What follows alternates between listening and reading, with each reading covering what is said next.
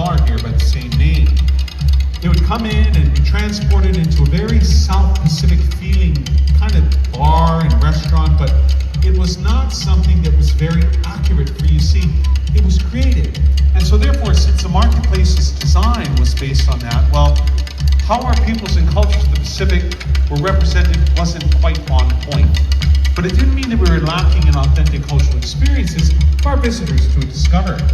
Those came in the form of artisans and practitioners and craftsmen invited here to the center to represent their peoples and cultures through their arts and crafts. Setting up shop, they would create items unique to their peoples and cultures and make them available for sale, and our visitors could buy them. But more importantly, an opportunity was had to talk a story with them and be able to find out more about what was unique about our Samoan, our Tongan, our Tahitian, Fijian, all the different cultures within our Pacific Islands.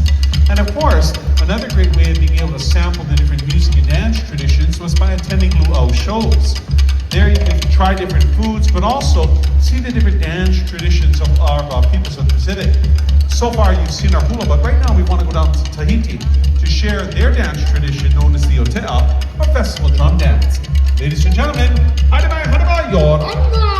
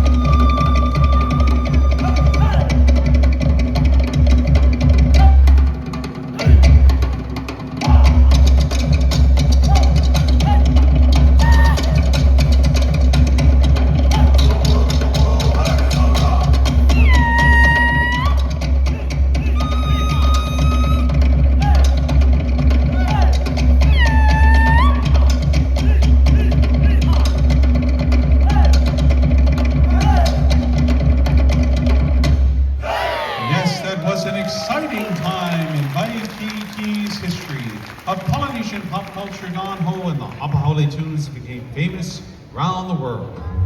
But right now we'd like to return our focus back to our royal family, specifically to that of our gracious queen, who once called Kalua o Kau home. Queen Amakalele o Nā Lanina Eruk was born on January 2nd of 1836. Born to High Chief George Naia and High Chiefess Fanny Kikela Okalani Young, both of her parents descended from the Kamehameha house of nobility. As it was the custom in her time, Emma was hanai or adopted by her mother's sister, Chiefess Grace Young Rook, and her husband, Dr. Thomas Rook. Emma grew up assisting her father in his medical practice, work which later would give her the insight to realize the needs of her people for access to a modern Western medical facility. With this realization, it became the mission of our King and Queen to give her their own private time, monies, and lands to build the first modern hospital here in Hawaii. Completed in 1859, the Queen's Hospital opened with its sole mission of providing free universal health care for their subjects. With this gift of medicine, our royal family gave the gift of ola, or life, to their people. These medicines were able to help combat the effects of many foreign introduced diseases that came to our shores, to which our people had no historical immunity.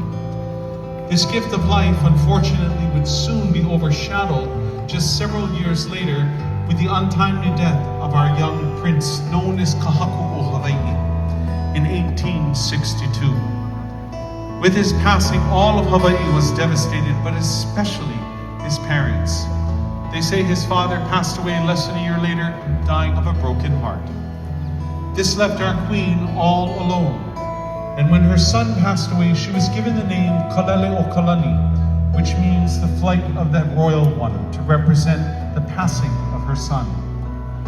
When her husband passed away just almost a year later, that name was changed to Kalele o Nalani, the flight of the royal ones, to represent the untimely deaths of both her son and husband. Now one might say that as macabre as this themes, it is a tradition within our peoples of the Pacific and our Hawaiian culture that we would be given these commemorative names.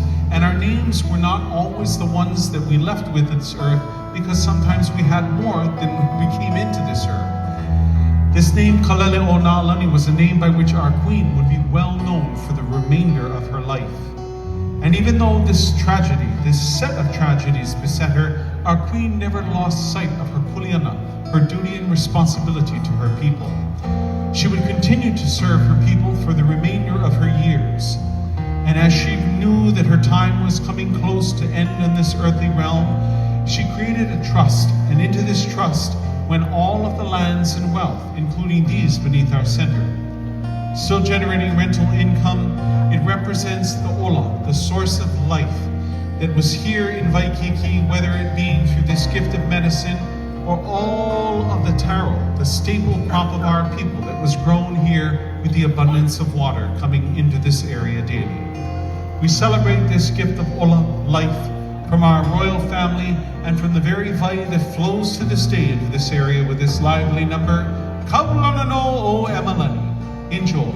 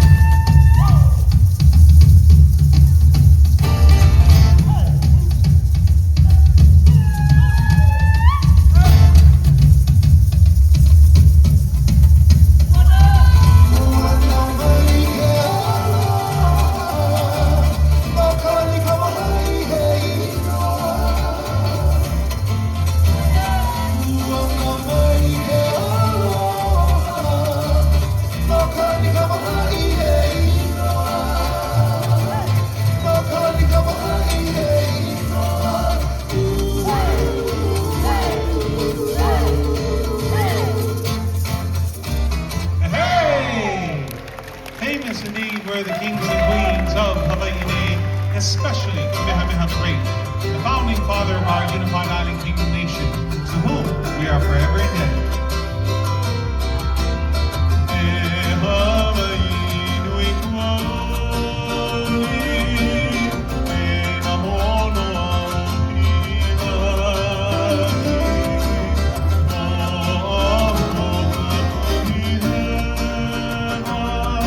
Hawaii.